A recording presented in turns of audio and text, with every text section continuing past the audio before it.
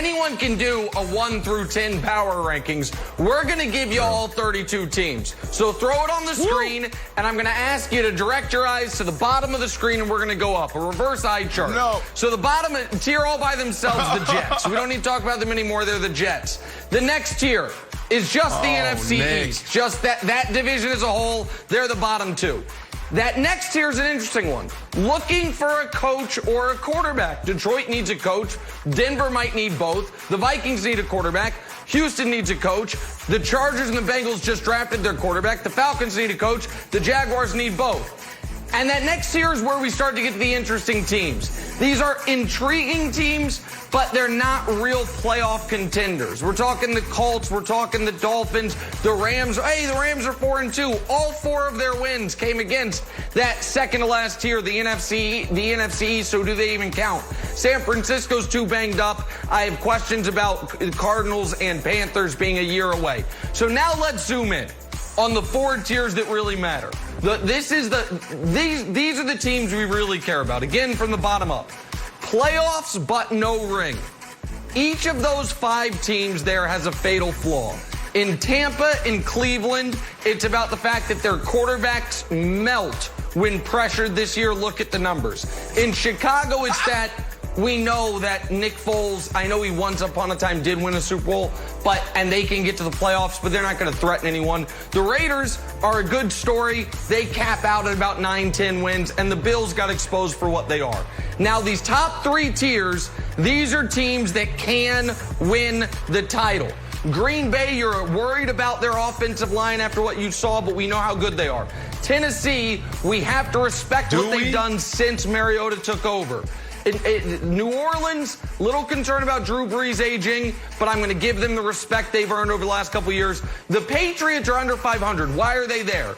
Because if they make the playoffs, Bill Belichick is such a decided advantage, and Cam will be fully immersed in the offense by then. And then you have the cream of the crop. Seattle, statistically the best offense in football. Defense is terrible. Pittsburgh, I think the most complete team in the NFL so far this year. Baltimore has only lost 3 regular season games the last 2 years, and then there's the champs. So, Brandon, those are your teams that really matter. If we can stay focused on this, I imagine you have no critiques whatsoever because this is obviously a flawless list. But just go ahead. Stay there. First of all, no, we're not going to stay here. You gave the Jets their own category. That's so disrespectful when you know that I am a Jet guy. Come on, man. That's disrespectful. And then I want to go to your flawed but dangerous thing. We're going to work our way up. Flawed but dangerous. I think you need to also really take the Cardinals and the Rams series. The Rams are doing something they've never done in a very long time, and that's getting it done on the ground. I think this team can be dangerous if they can get back to running that ball the way they did 2 weeks ago. But then the biggest discussion, Wilds, the Tampa Bay Bucks. Really?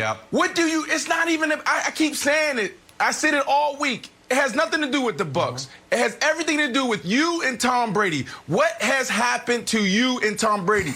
Did he not give you an autograph? Did something happen? Why do you not respect the Bucks? The Bucks should probably be right underneath the champs and have their own category as GOAT. Now, I'll give you the champs. I'll give you that, right?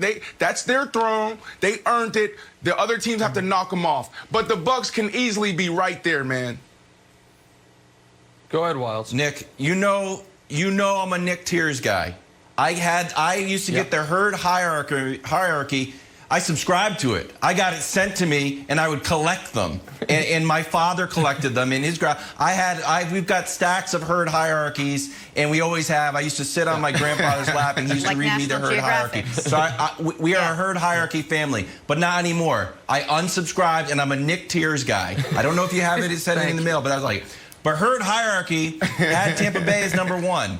So I used to think because they were first in run defense and they're tied for second in the league with 22 sacks and they just made Aaron Rodgers basically into a meme, I felt like they deserve to be higher. But I'm going to give you the benefit of the doubt because Colin had them up and you have them down. I wouldn't mind if they moved up, especially if they play the Raiders and they beat the Raiders. It feels like they have to move up. They can't be on the same tier as the Raiders. Okay, well, it says week 7, entering week 7, so we'll see what happens this week. This will be fluid. This will be movement. There will be movement. Unlike my NBA tiers, which it's very hard to create movement on, there will be week-to-week movement on this. But, Brandon, you had an issue with the Bucs. Let me just say this. They are going to deal with legitimate pass rushes over the course of the season and in the postseason. They have shown no ability to deal with that. So if you know that if you pressure Brady, when they've played pass rushes, they've fallen apart. That's what happened. Yeah. They have a top 5 offensive line. What are you talking about? They have potentially the best center in football. The right tackle, rookie right tackle, is playing lights out. What are you? Yeah, because they were holding calls and they were backing them up 3rd and 12, 3rd and 15. Man, I don't know. Let me ask you this question, Nick. Were you listening to that game? Hold on, real quick. I disagree before with you you ask there. me a question, can I just follow? Before you ask me the question, wait.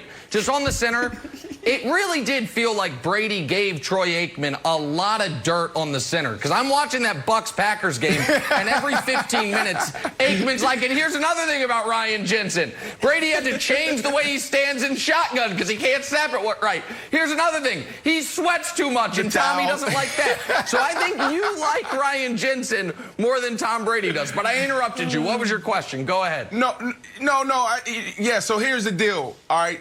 I got one question. What do they have to do to move up? Just tell me that, because there's everything they've done this far. You have crushed them. You haven't given them the credit. So what do they have to do to earn your respect and move up to the next level? Okay, how about this? Beat the Raiders, get to 5-2, have Brady Let me look write this good. down. Beat the Raiders and have Brady look good. Okay. And they'll move up, and that's all they've got to do to move up one spot. What does look good? What does look good mean to you when you say Brady look good? Because your standards are out of this world. So beat the Raiders, Brady look good. Beat the Raiders and Brady look good. Okay, so let's just. It's been a few weeks since he had a game where he both threw for at least 175 yards and didn't forget what down it was. So let's just check both those. So can we say 200? Can we say 200? Let's get through the 225 yards. 225 yards. 225 and beat yards. the Raiders. Okay. Beat the Raiders. No pick sixes. Okay. And you're going to give respect to Brady. Up. I've got him going to the playoffs. That's more than I had him before the year. I get no credit for Green Bay, and they made them look like a JV team. They made them look like the JV team that the JV Patriots, Wild's JV Patriots play week in and week out. I understand, but it can't all be about head-to-head record, or else I wouldn't be the only person in America reminding folks that the Bears beat them and have a better record than them. So we can't just do the transitive property. A is greater than B, so B is greater than C. Wilds. It's got to be more than that. Thanks for watching. Subscribe here to get the latest from the show. Also, be sure to check out more of the best clips from First Things First, or go watch a few segments from our other shows on FS1.